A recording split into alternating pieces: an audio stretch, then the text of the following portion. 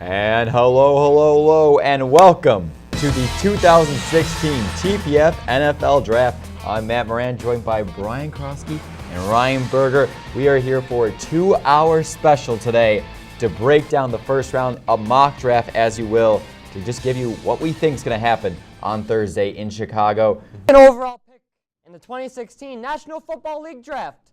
The Philadelphia Eagles select quarterback Carson Wentz, North Dakota State. Interesting pick, and I understand, when the Eagles made this trade, you felt like they were going to go up and get their quarterback, but is Carson Wentz really worthy of the second overall pick in the NFL draft?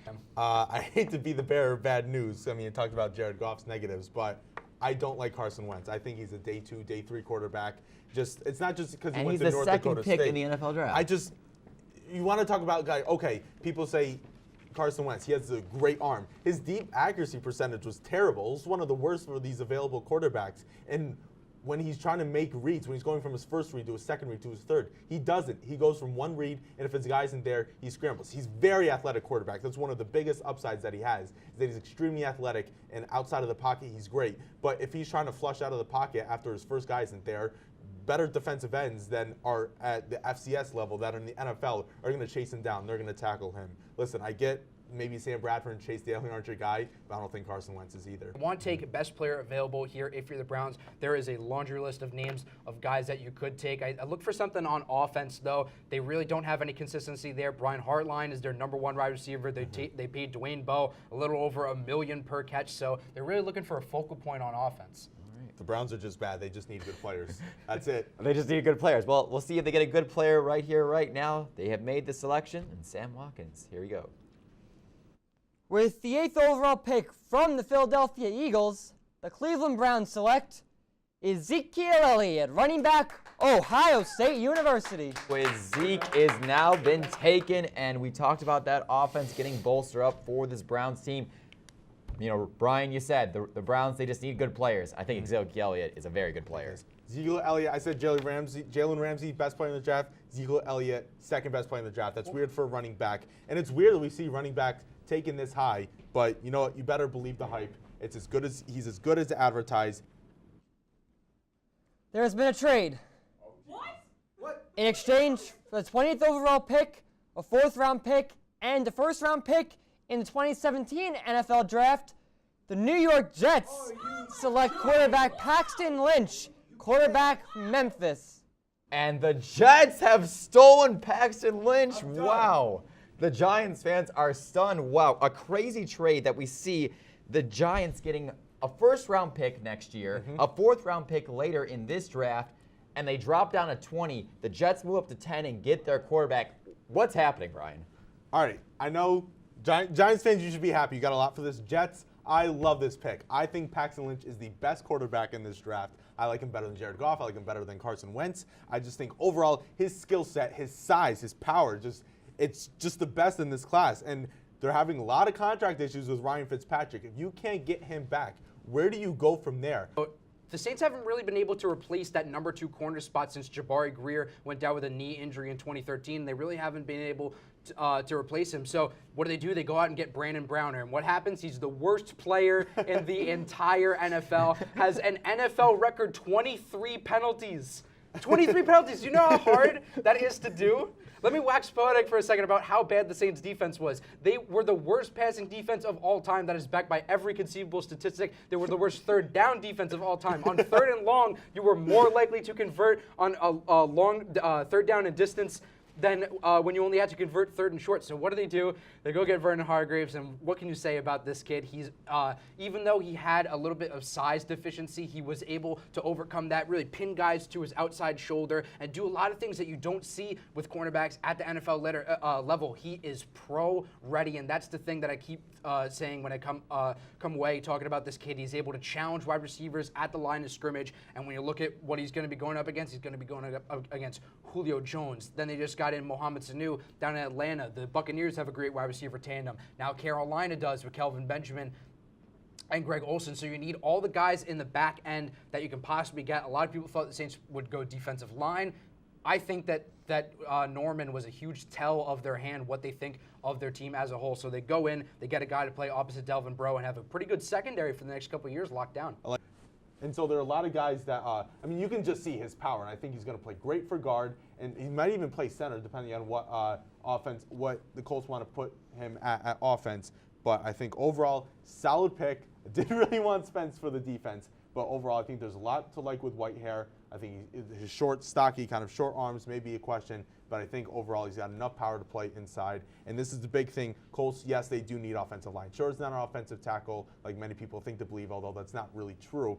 But the interior line's a problem. They have guys like Frank Gore's getting older, protecting Andrew Luck. Listen, I'm not going to argue with anyone who's going to say that. So I think overall, very good pick. Andrew Luck's been hit more times than any other quarterback since he's entered the league. So sure, it's not a pass rusher, but I think we can get a guy day 2, day 3. So white hair, you know, I like it. I think he's going to be good enough. All right. And they like it. They do like it. Noah Spence. And you wonder, Eastern Kentucky, where is that from? I mean, From Kentucky, Matthew. I get it, but like, what conference is that playing? Is that Division I football? But you have to remember, this guy played at Ohio State. He had some. The 20th pick, the New York Giants select Darren Lee, linebacker, Ohio State. And we just hear a who from the Giants fans. They're wondering who it is. Pedro Gomez. He's like, what's going on? Leonard Floyd. What is there to say about him? You look at you look at predictive sort of stats that you can look at. There's this thing called the Spark scale where it measures how good of an athlete you are based on a certain amount of variables. And if you look at the scores that Leonard Floyd was able to tally up, he's one of the best athletes that we have seen in so long. He played defensive end for Georgia. He was part of that linebacking core that they've been kind of developing for the past couple of years going back. They're going to have a couple of picks in this draft who are part of that linebacking core. I was impressed with his off-the-ball stuff a lot more than he was rushing the passer. So you look at him; his game is multifaceted. I know Brian is. I'm going to say he's a jack of all trades, master of none, and I think Brian is really going to take exception to that. I think Leonard Floyd. I think you look at fit.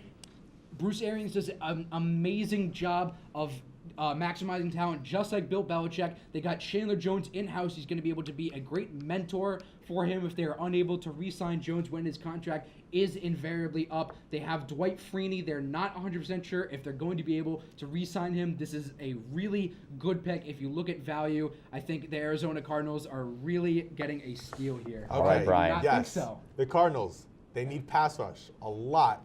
Yes, Leonard Floyd is an insane athlete, but you're taking him at 29. You're making a massive mistake. Okay, so does he play inside linebacker or outside linebacker? Outside linebacker, because when he played outside linebacker, he did make some sacks, but he got bodied by offensive tackles. Guys that would take over Leonard Floyd, Kamali Correa from Boise State, Shalik Calhoun from Michigan State. I would take his teammate Jordan Jenkins over Leonard Floyd. I get Leonard Floyd's a big name.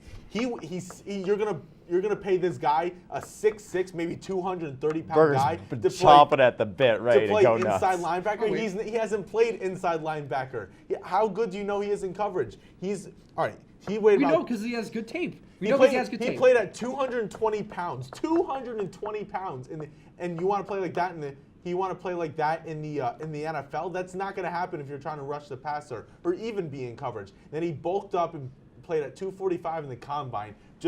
And that's the reason why his numbers are so good, because he kept his scores the same, although he was 20 pounds heavier than his actual playing weight. And now Vic Beasley last year was like 246, and he was huge at the combine. And then he lost 20 pounds, and he did nothing for the Falcons this year. The same thing's going to happen with Floyd. Teams are going to keep making these mistakes of taking smaller pass rushers when it doesn't work. Give me a guy like I'd rather pay Shaq Lawson at 280 pounds than Leonard Floyd at 220, even if they're different values. I'd rather have an overweight guy than an underweight guy, because at least he has a strength. Leonard Floyd has no strength. He doesn't have the pass rush moves to get across these offensive tackles.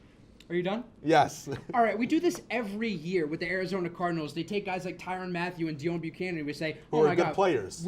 Yeah, but we asked where are they going to play. We don't know what exactly they're going to do. Deone Buchanan was a sledgehammer at safety. They ended up creating a new position, kind of playing him close to the line, being a linebacker for them. Tyrann Mathieu, is he a safety? He's a cornerback. He does a little bit of both. Leonard Floyd, is he an edge rusher or a middle linebacker? We don't know, so he must be a bad player. You say that we're not 100% sure about where he's going to play.